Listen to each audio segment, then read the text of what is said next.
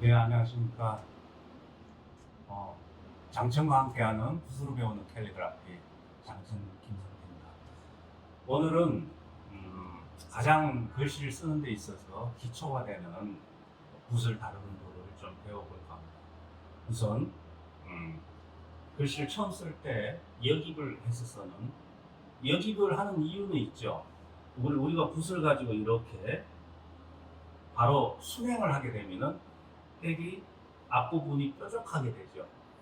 예를 들어서 우리가 기초로 배우고 있는 훈민정음체 같은 경우는 앞부분 기필, 끝부분, 뒷부분 수필, 이 양쪽 부분이 둥글게 되어 있어요. 쉽게 말해서 원필로 되어 있거든요. 근데 이렇게 부실한 성질로 뾰족하게 그냥 이렇게 내려가 버리면은 둥글게 원필이 안 만들어지죠. 이 안 만들어지는 것 때문에 붓이 순행을 하지 않고 역행을 하는 거죠. 그렇기 때문에 역입이라고 합니다. 그래서 쉽게 말해서 그대로 역입을 이렇게 역행을 해서 다시 붓이 원위치 와서 쭉 같은 굵기로 가다가 붓이 일어나죠. 왔던 곳으로 회봉을 한다고 하는데요. 이렇게 해서 원필과 원필, 기필과 수필이 원필로 이렇게 이루어지는 걸 훈민정음체라고 하죠.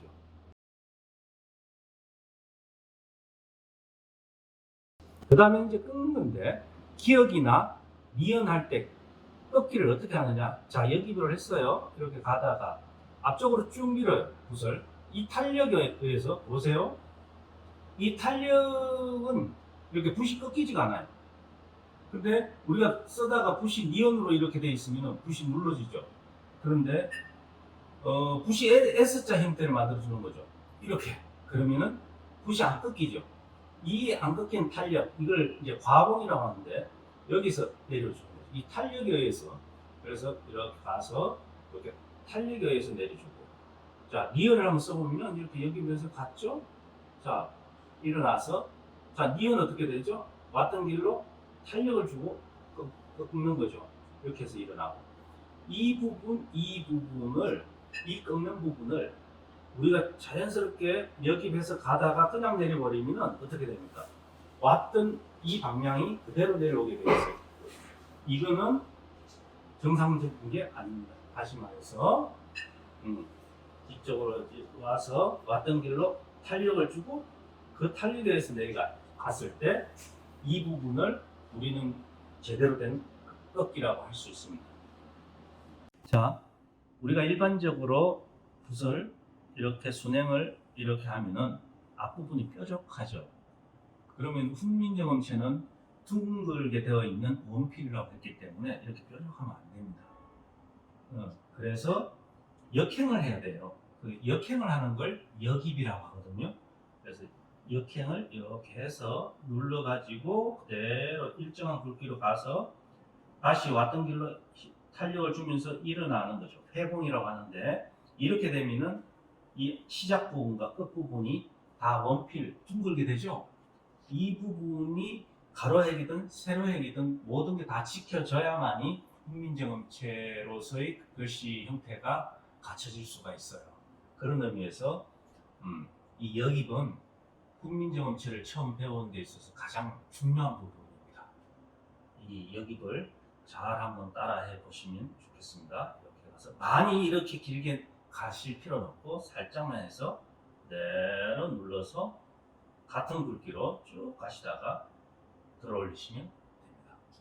다음은 이제 가다가 이제 획을 90도로 꺾어보는 거죠.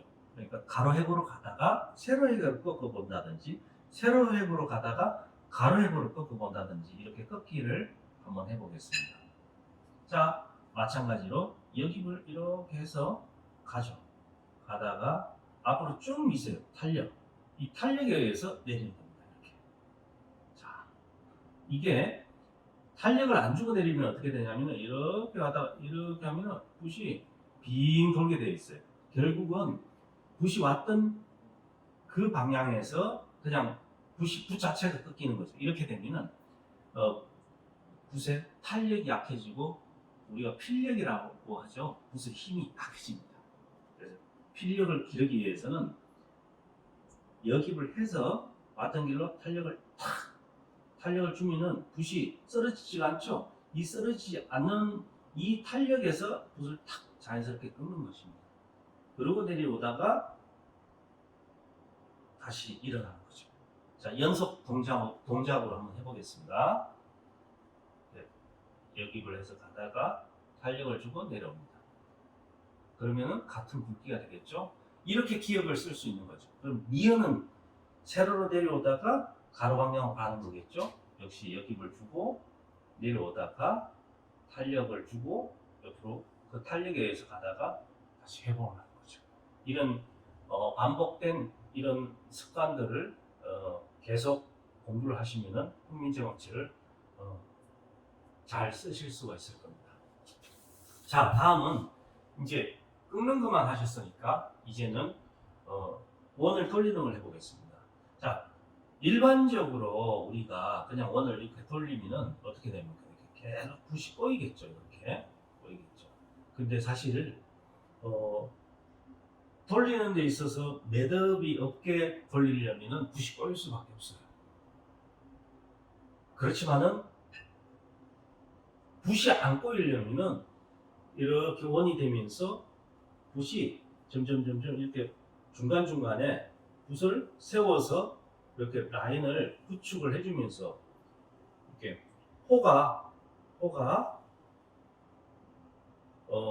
옆으로 꼬이지 않게끔 계속 풀어주면서 이렇게 써나가는 거죠. 이렇게 써나가는 거죠.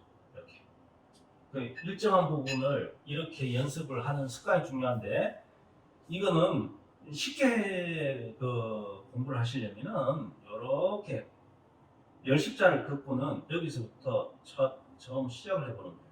자, 여기서 여기까지 했을 때는 사실은 살짝밖에 안 꼬였죠. 이 상태에서는 그대로 갑니다. 한 번 더 가니까 많이 꼬였어요. 이 부분에서 어떻게 왔던 길로 힘을 딱 주면서 살짝 붓을 풀어주는 거예요.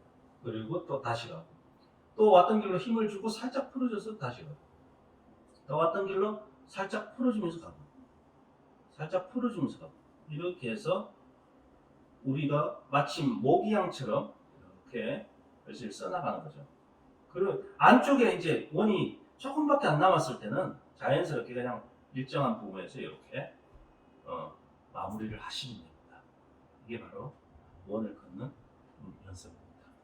자, 방금 배운 이제 여깁을 해서 가로획을 긋기, 또 여깁을 해서 세로획을 긋기, 여깁을 해서 가로로 갔다가 긋기, 세로로, 또 세로로 갔다가 가로로 긋기, 그 다음에 원 돌리기, 이 세 가지를 연속 동작으로 마무리를 해보겠습니다. 자, 여깁해서 눌러서 같은 굵기로 가서, 자, 붓을 그대로 일어나서 회복을 하죠. 이렇게 가로를 긋기. 자, 세로획은 여깁을 해서 그대로 같은 굵기로 내려와서, 자, 일어납니다. 이렇게 딱 일어나면 붓이 탁 세워지죠. 자, 이렇게. 그 다음에는 이제 꺾기. 자, 가로를 해서 일정한 굵기로 가서 탄력을 주고 내려오는 기. 다시 일어나기. 자, 반대로 세로로 내려와서 다시 탄력을 주고 들어가서 일어나기. 자, 원. 어떻게? 열십자로 하면 쉽다고 했죠? 이렇게 해서 쭉 한번 가서, 자, 여기서 한 번 더 가봅니다. 이렇게. 그 다음에 왔던 길을 탄력을 주고, 그래서 살짝 꺾으면서 이렇게. 살짝 꺾으면서 이렇게. 살짝 꺾으면서 이렇게. 모기향처럼 이렇게 꺾어가면서 원을 자연스럽게 돌리는 연습을 해보는 거죠. 이렇게. 자, 조금씩 꺾이는 게 보이실 겁니다. 이 안쪽은 그냥 이렇게 몇 번 이렇게 하시면 돼요. 자, 오늘은 이렇게 훈민정음을 쓰는 데 있어서 가장 기초가 되는 여기, 또 꺾기, 원 돌리기를 연습해 봤습니다. 이상으로 마치겠습니다.